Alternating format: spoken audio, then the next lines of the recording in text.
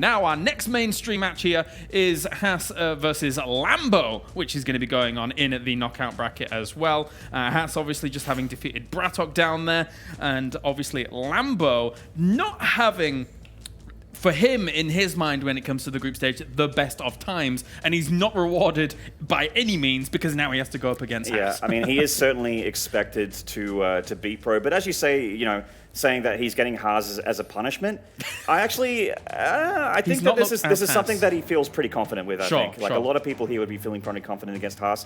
Haas does have this knockout bracket to keep him alive in this tournament, but he was not looking impressive in his series earlier that we had on the main stage, and Lambo knows that, and he's also a very confident Zerg player. So I'm expecting this ZvP to go a lot differently for him. I can't remember who it was here. It may have been you, Roddy, but saying that Haas had some more normal-looking transitions after, and you want something. It may have been you. I can't remember who it was. It was me. Okay, so you wanted something a bit more Haas-like, where he flourishes, where he catches people off guard. Yeah, he was still able to throw off the tempo a little bit of these games and make them different, and I think that's obviously where he shines. But then his follow-up was like, okay, you already have a bunch of Roaches and Ravagers. I'm gonna attack you with Immortal Archon because it's good. He's not wrong in his assessment, but it's like, you're making the games too normal. That's what these guys play against all the time, and that's not simply where you shine, Haas. And I honestly think there were situations where he could have gone double Stargate, even if that would have been a weirder transition than what he did. I honestly believe that he would have won those games, because I think he's really good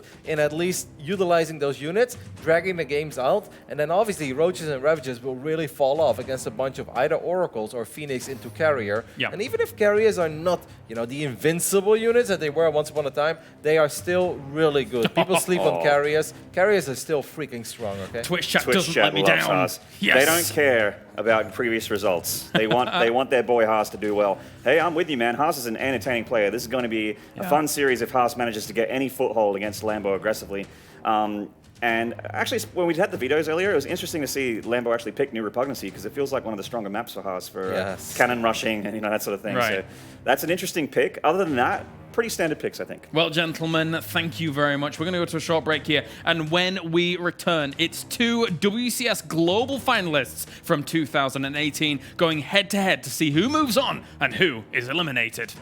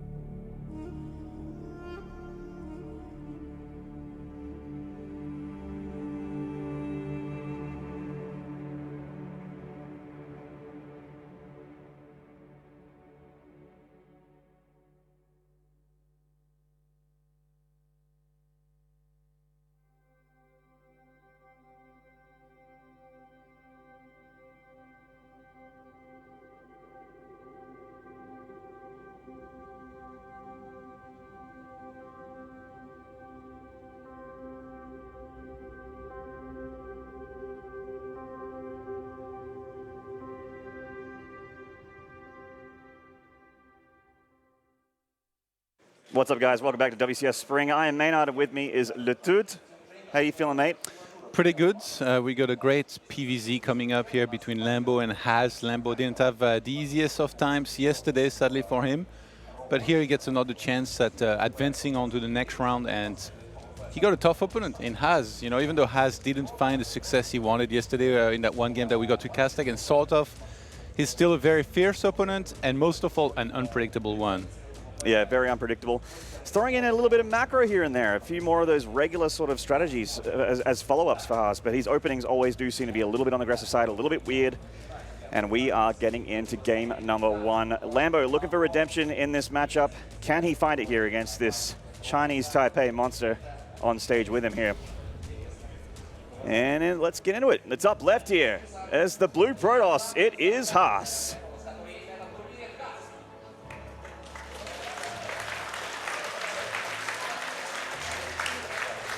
And in the bottom right, representing Germany and Clash, the red Zerg. This is Lambo. Not quite in sync with it. We're not quite in sync with the Russian cast here. We're going full Season 1 GSL 2010 right now. We'll get there. We'll get there. Just like Tasteless took some time. Took a little while, but as we can see, things are getting interesting already. Yeah, I had a quick chat with Lambo before the series, and I think the unpredictability of how Haz can play at times was one of his biggest worries, of course, here. And he actually goes for the hatchery. It's almost as if Haz knew all along that was going to happen. Lambo goes for a hatchery, not on his natural, but further away, and Haz already has a gateway going up there. This is absolute insanity. This actually might be Haas reading Lambo here, because this is actually a strategy that sort of did against Haas as well, where he took his third blindly without going to his natural, knowing that the probe would be early, or at least assuming that the probe would be early to harass his natural base. Haas getting this gateway and this forge here, he is looking to cannon rush and end this expansion, whether it be in the third base location or the natural. And now this is somewhat a regular scout, that one probe as well. So he's like, oh, everything's normal. You know, he's trying to show, or trying to convince Lambo that, you know, there is nothing special happening right now, except, well, that the third base is going to be in danger imminently. He starts a pylon on the natural as well, almost as to make Lambo kind of worry about it, maybe overreact. He's sending a drone there. Yeah, just Lambo trying to sort of deny a little bit of area here for Haas with that drone. And the Zealot's just running straight past that third base. He wants to go for greener pastures here. Lambo looking to drone drill against those cannons, but with that Zealot being there, that is a tough ask here for Lambo to actually stop these cannons from getting up. And Haas has got the wall up here between the natural and the main base, or I guess the natural at the third. This is actually a disastrous start for Lambo. And he didn't cannon that base here, interestingly enough. So it's just going to be a blockade. I don't know what to do. Is it blockade the right word? Yeah, just like a bit of a contain. Yeah. Like, around the natural base where... You're getting your wish, sir. From game number 1 already. The madness is in full effect. That's right. Yeah, Haz is making sure that Lambo cannot rally anything from the main base to that third hatchery. Now we've got a Roach run on the way. A lair as well. Lambo already thinking about going into something like a Nidus, maybe a Roach Ravager, maybe Quince. I mean, he's kind of being forced into this right now. I mean, yeah, we've been paying attention to Haas and what Haas has been doing to Lambo, but Lambo's follow-up here is double gas on one base, fast lair, Roaches are on the way. He's also getting Link speed. We're seeing the third base die there, or rather the natural at the third base location getting taken down. And Lambo doing a bit of damage here on the front line, forcing some damage on one of the gateways of the front line for Haas. But with that cannon, it does shoo him away. I'm surprised he's getting Link speed. It feels like it should just be, Queens and Roaches and then a Nidus. Yeah. I'm surprised that the gas is going into speed and onto that Nidus, like you said. But keep in mind, there is one single overlord across the map, and right now it's around the natural of Haz. So it's not like he can throw down a Nidus in the main base. There is no overlord near the area. So if you had to make a Nidus, it would be there, and most likely Haz might be able to see it. I mean, Haz right now, he knows that there is no second hatchery on the natural location. He killed the other one, so it's pretty easy to put 2+2 here and know that the Zerg is very likely to either make a ton of Roaches and try and break out at the natural, or do something like a Nidus. That's why he's not expanding. That's so smart of him. Yeah. Either way, a robotics facility is very, very important here. The Immortal really does knock down whether Nidus Worms or Roaches, and also having shield batteries, which Haas, as I say that, does start up in the natural. He needs a defensive bastion here. Whether the Nidus comes up in the main base or in the natural, he needs a place that he can retreat to, heal up his units, and stand and fight again against whatever Lambo's got planned. The Shade comes forward, and he's going to lose his adepts, but guarantees here that he does have to deal with a Nidus Worm. So Haas immediately starts that Immortal, pulls probes out of the main base. Where are they headed? Just here to join all the forces together for one big last stand by the looks of things. Yeah, the Immortal is almost out there. Has choosing not to take the fight too early. He's waiting for that one Immortal here to really help with this. He's not mining at all right now. Lambo found a way to maybe salvage the situation here and go for the win. Ooh, Immortal cracked that Hardened Shield, is getting damaged here a little bit, but these probes need to start getting to work if he wants to start turning and fighting here against these roaches, but it looks like there's just too many units. Immortal gets body blocked a little bit there by his own probes, but the shield batteries do finish, so this Immortal can stand and fight again. It feels confidence to get up against that Zerg army, and he just has to try and pick off whatever he can. I mean, the hit points of these Queens and Roaches and Ravages and pull back the shield batteries whenever he gets a little bit low. These probes still not mining. Yeah, that one Immortal is the one precious here of Haz. He has to keep that alive at any cost. The probes are only here to protect. He's going to Mineral Walk this probe to jump on top of this Roaches. Immortal, oh, that was Haz's chance to hold on here, and with it gone, so does game one go in Lambo's favor. GG, the German Zerg fights cheese with cheese. Don't you ever proxy me. Don't you cheese me. And he got there. Great counterplay. I mean, there's a couple choices when you're a Zerg and you're up against something like that. I mean, yes, that's a pure Haas contain. You don't see regular Protosses go for something like that. Generally, it's a cannon rush and it's something else back at home.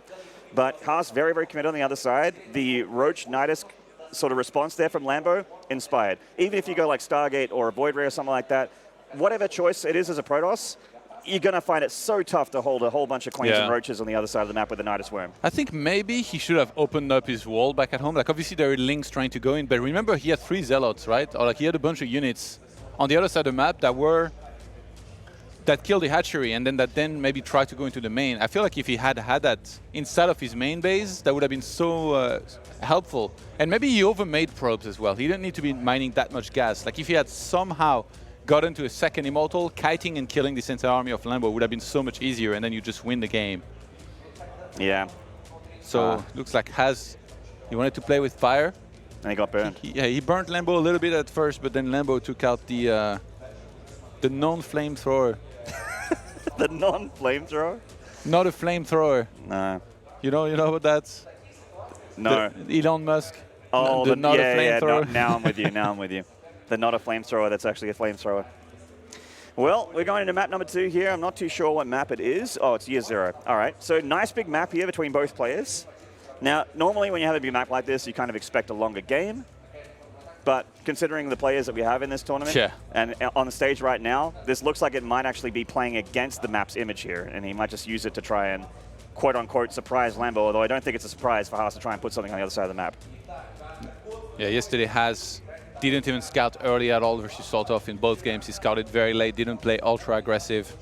Played somewhat normal for the most part, but today he's back to his old self, Maynard. That's right. All right, in the top left here. This is Chinese Taipei's Protoss in the blue. This is Haas. I only needed one game, guys. That's how good I am. Wait, let's see. Because last time it took a long time for the second one. Okay, I got this. In the top right from Clash, the Red Zerg.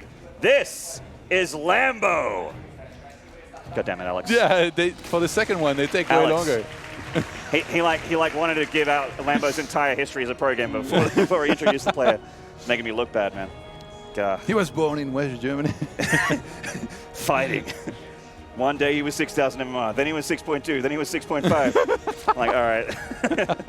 Shout out to Alex, by the way. Lovely guy, and buy his announcer pack in the game, Alex 007. Yeah. Great stuff. White Rice casting as well, actually. Yeah. This event. This is pretty cool. That's right. We had a chat with him. He was like, I asked him, like, so what games are you going to cast and stuff? He's like, oh, no, I just make one request. I only cast Protoss games. Good old White Rice. All right, Has nothing too crazy here happening just yet. I mean, on this map, proxying would be a little crazy considering the rush distance was just a gateway. He did scout pretty early, which again didn't happen yesterday when he played against Soltov. It was always a super delayed scout after Nexus and Cybercore. So he can exactly check what Lambo is going for here. Maybe he'll react to that. Maybe he's got, plans depending on what he sees, but out of Lambo, it's always going to be, fairly standard. A big question up against somebody like Has as well, who sometimes takes risks and does, very aggressive builds is, can you sometimes, Ling rush or take a big risk yourself, which will be very high risk, high rewards, completely hit or miss, basically, if you were to choose and do something like that. And so far, Lambo hasn't opted for any of these. Maybe if he goes up 2-0, again, it's the best of 5, so then he would have a lot of room to try and force stuff like this. Well, it's keeping Haas on us at the moment here with the Overlord, going for his scouting information, sending his first bit of actual fast units across the map and then bringing them home handily. Just looks like a pretty regular opening here for Haas, just Adept in a Stargate. The Stargate is also at home. So it looks like a pretty standard opening for Haas, which is a weird sentence. Yeah, for now. Let's just say for now, because things could change very quickly. Like, again, he was one of the first few Protosses to make Master Oracle look extremely strong. You never really knew when he was transition, and for the most part, he never really transitioned. Like, I remember these games where he had like 30 Oracles.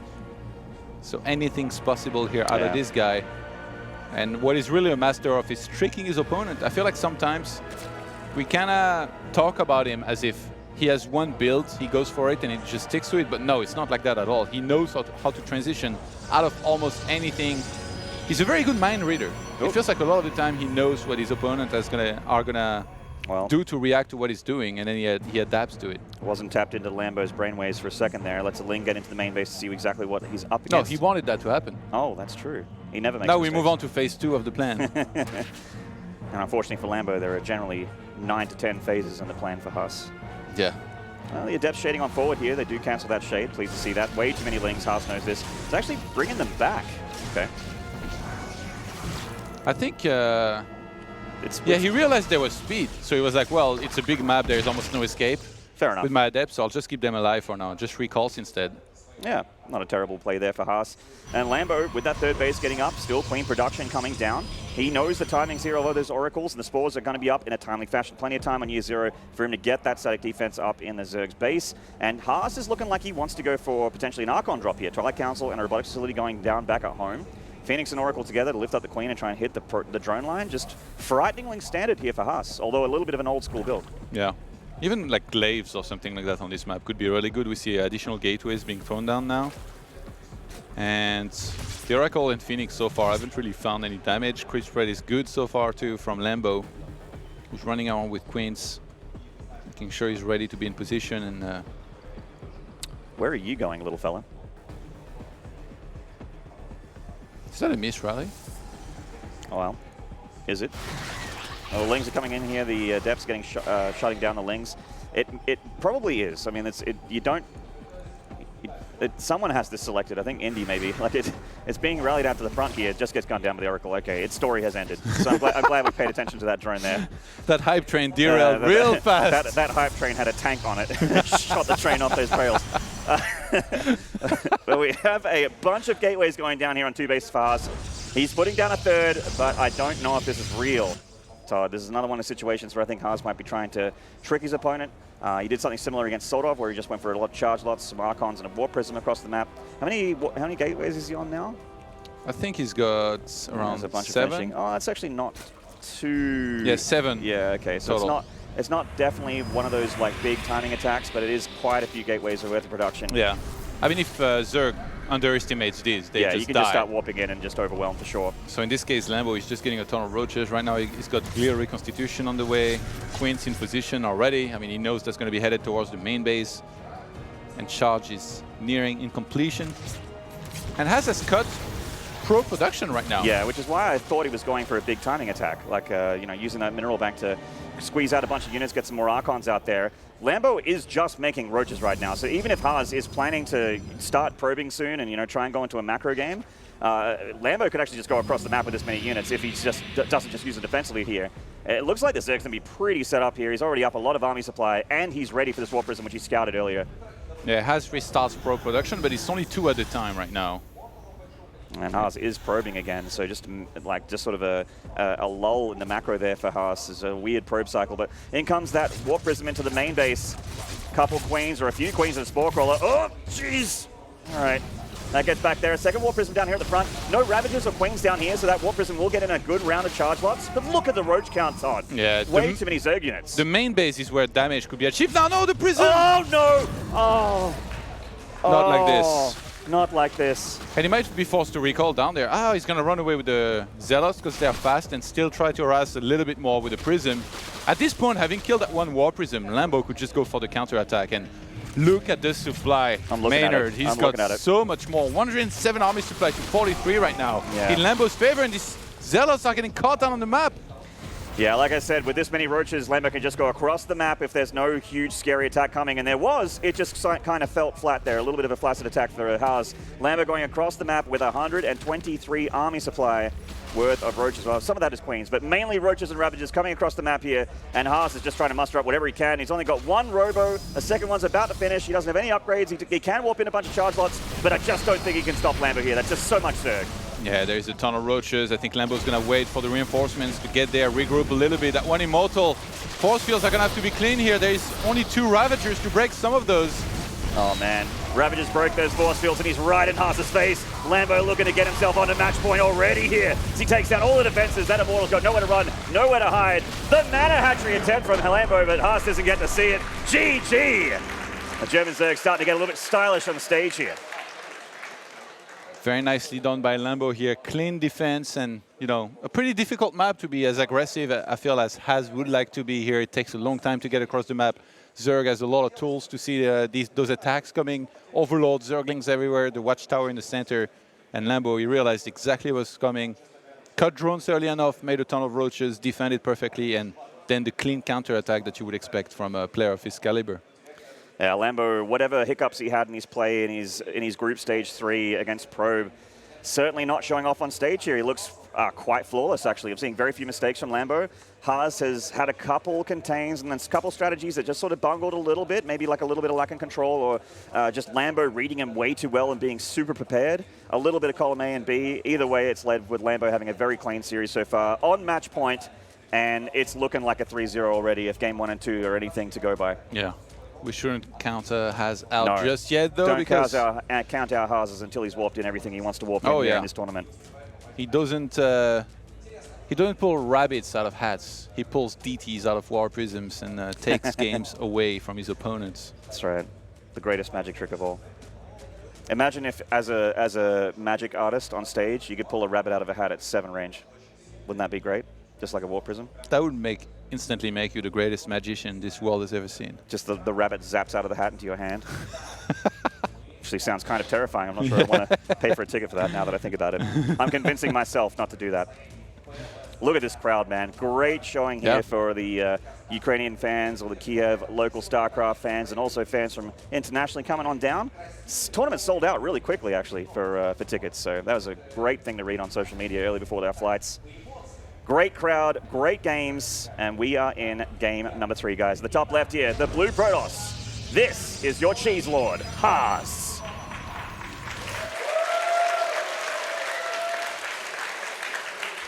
This might be your final attempt, so not too fast. No, I haven't had a flawless victory yet. On the far right of Automaton, the red Zerg, he is Clash's Lambo. Alex again. You know, he goes for the very long second one. Yeah, always the second one. Got to delay that second intro there. I'm starting to learn the build. It's all right. You need to throw in some random facts in there. Yeah, I mean, his name Julian, bro. It's German Zerg. He's 6'1". He prefers his eggs sunny side up. I've never bought him breakfast, but if I would, I'd be serving up eggs. Black coffee. This is Lambo. All right, I'm ready. I'm all set for the next time Lambo plays on stage. I'm good. Well, we're going to have to have another map for that, hopefully, so we can get another attempt. But yeah, has no quick scouts.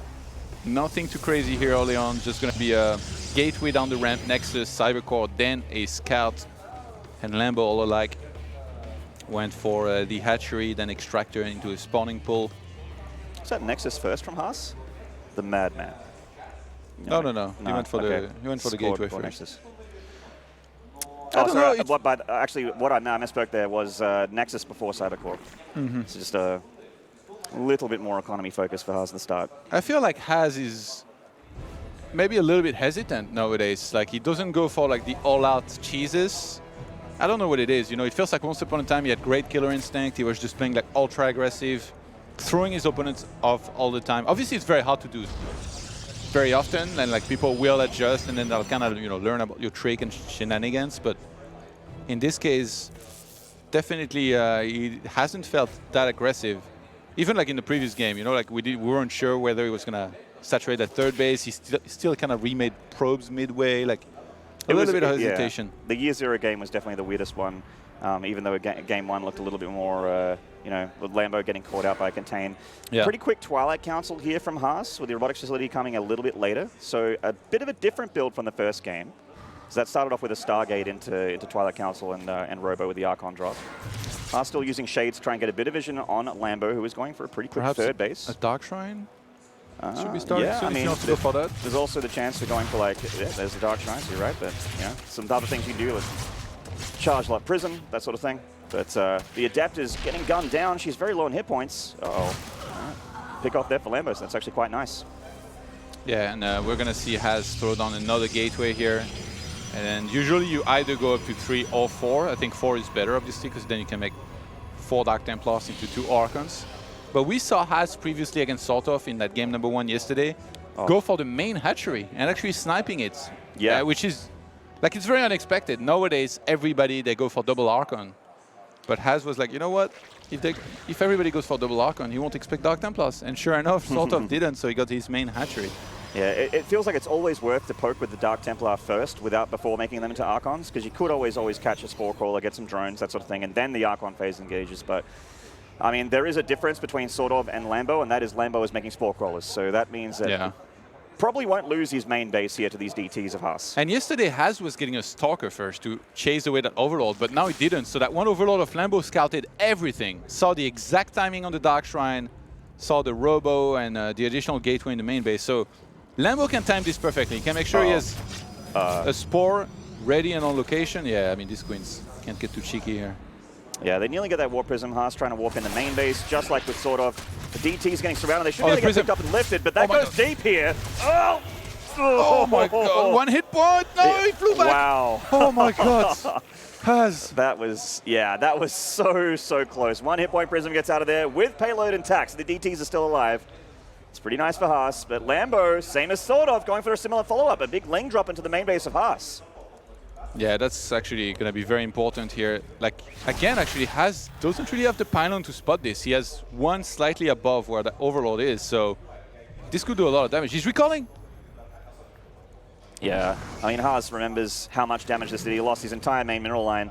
Doesn't quite see this drop in, but he does have his units at home. They look like they're being sent to the natural. Oh, okay, well, doesn't look like they're as home as I thought. They're actually at the third base, but the action is coming from inside the house. The Lings are on the probe line. Haas reacts a lot quicker this time and actually pulls his probes a lot earlier, but he is still taking a bit of damage from these Lings, and it's a pretty inexpensive harassment from Lambo to go for like a little bit of a Ling drop. Like, yeah, it costs minerals and gas to make a drop a Lord, and Lings aren't completely free, although sometimes it feels like it, and getting 4 probes, not the end of the world. Also a follow-up scout is the other cherry on top of the cake here for Lambo. Yeah, that was super worth it for Lambo here. Killed 4 probes, prevented a lot of mining times. Might be able to get 1 more. Yeah, he does get a 5th probe. And he's going to redo it. Like, you know what? He wasn't ready for the first one. He's not going to be ready for the second one. Same Overlord is going to load up some Lings. He's going to go for some more harassment. Yeah. Well, he sees the third Nexus getting dropped for Haas as well. Seeing that Haas is trying to macro up, get his upgrades up, charge lots, that sort of thing. Lambo getting Roach upgrades. Haas actually sort of envisioned this. Does seem a little bit more prepared than last time with the Stalker being in position. Also a little bit more of a Sim City. But the probe's stacking up here on the end of that mineral line. No shield battery to keep them alive. Actually, the Link's still doing a little bit more damage. Some hold position there from Lambo. And going into the A move, getting a few more probes. So not the best trade there for Lambo, but again, this is stuff he can afford to do. He's got 59 drones on the other side of the map. He's got, he's powering ahead on those upgrades. Roaches, Bailey Nest finishing up. So he's kind of getting a very well-rounded composition here against what Haas is doing. Yeah, he's drawn up nicely to 62 now against the 48 probes of Haz. And it feels like this is almost like an old school Zerg versus Protoss. Remember when we used to see, first mass Roach, Ravager, and Banelings, and then later on Hydra and Banelings. In this case, it's just Roaches and Banelings that he's going to mass because he knows that, out of Haz, you're very rarely going to see a standard 4th base and, pure tech and macro there. Like, if you did something like what Lambo's doing right now against someone like a, Showtime, it'd be a really bad idea. Because offensively, you wouldn't achieve anything, and defensively, well, I mean, it'd just be taking, Tempest, Carriers, Mothership and stuff.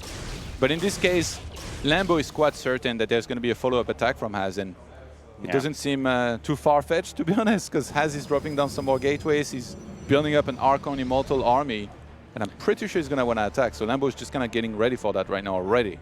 Yeah, you're right. Yeah, when I think about Showtime, like Showtime's the wall, and Haas is like the wall of the booth of Gumiho that fell on him. Slight differences. So Immortal's getting stuck a little bit here in that whole position.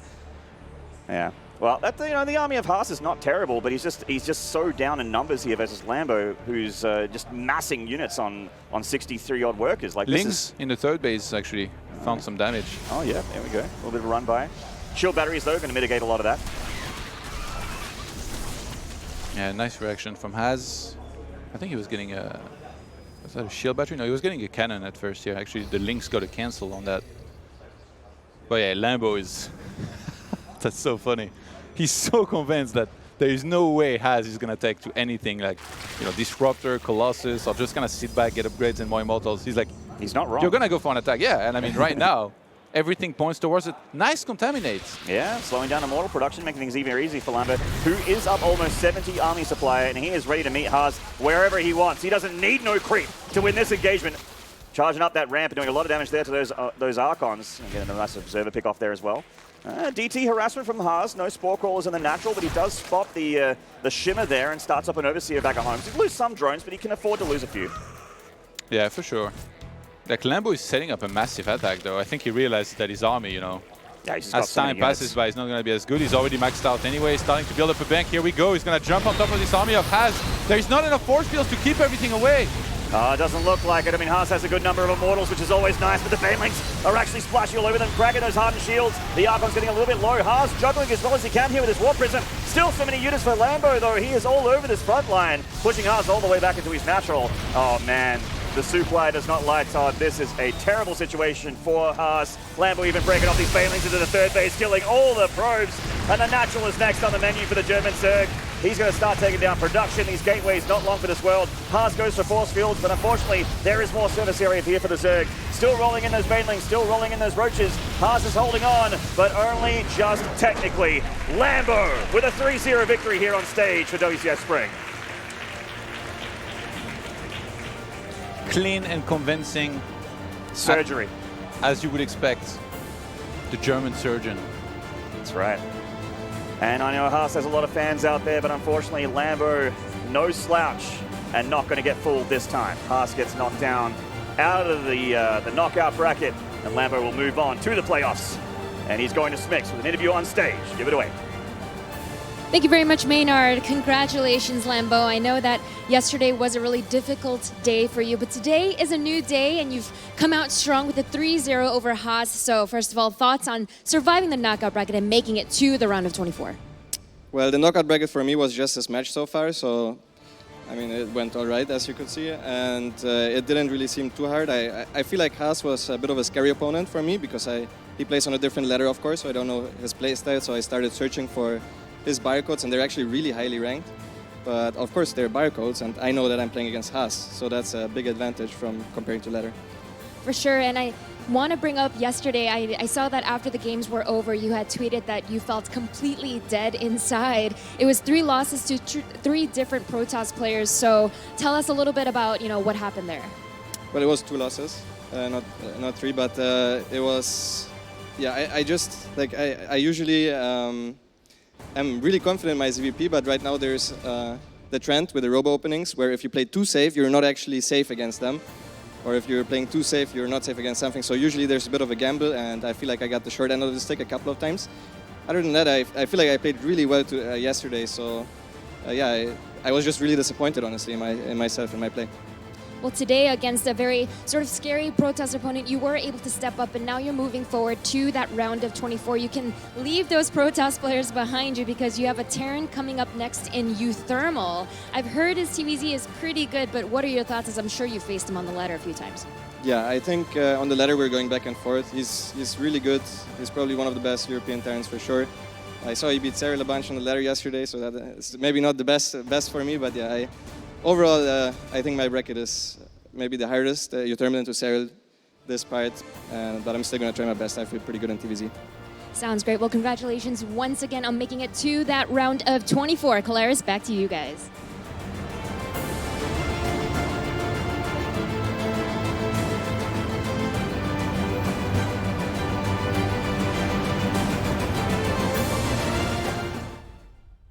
That's right. Thank you very much, Smix, and congratulations to Lambo for advancing on into the round of 24. Dissection is what we saw there, as we have, obviously, at Lambo being able to thwart everything that Haas was able to throw at him. And let's be perfectly honest, it was an absolute bop in the end there, with Lambo smashing through that series as a whole. I'm joined by Mr. De Muslim and Mr. Rotterdam.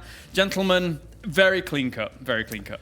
That's kind of how I expect every Haas series to go, without like, you know, I know he had a dream run at Valencia a few years ago where he actually managed to come to the finals, and he actually had one of the sickest, hardest runs ever as well. But this was Lambo just shutting everything down, and everything that could go wrong for Haas, where he had to micro a little bit, it just wasn't there. Warp Prisms dying left, right, and center, getting down to 1 health and stuff. Lambo just made him look really silly. In my opinion, it was all about the first game. It really was. I think that Haas actually had a very good start here. And at one point, you gotta ask yourself, on 1 base Zergy, what could it possibly be? I really think the moment he took down that hatch, he should have recalled his Zealots immediately. And if he denies the very first Nidus from going up, I actually think he defends this it very immortal movement, by the way. Yeah, but at this point, it was already dicey, right? Because I don't think he should have been in this position. You know, Nidus networks are terrifying when you literally have like 2 units and you don't exactly know where to put them. He had 3 Zealots. When that went wrong, I was like, yeah, this is not going to be a pretty series, is it? And well, if you talk about a train wreck of a game, this game on year 0, it was kind of a train wreck. I mean, the Warp Prism dying with the 2 Archons inside of it.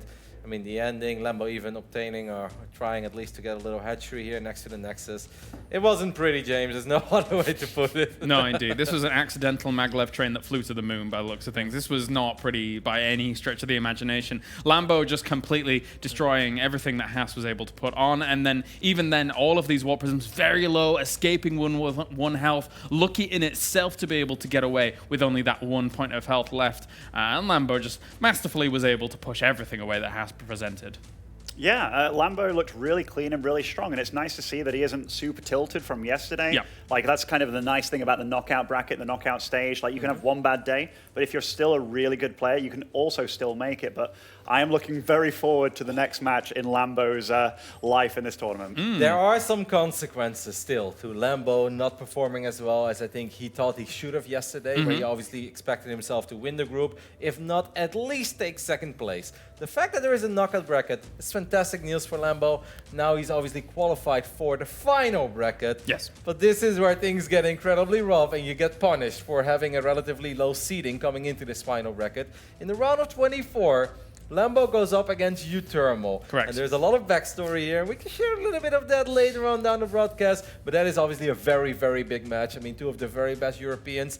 But if that's not spicy enough, James, the winner of Lambo U-Thermal plays Serral. Yeah, come on. Come on. Oh, Hell of a stacked section of the bracket, for real. Yeah, definitely. And as time goes on, actually, a lot of the bracket is very, very stacked, but especially, as you mentioned, that particular section in itself. There were other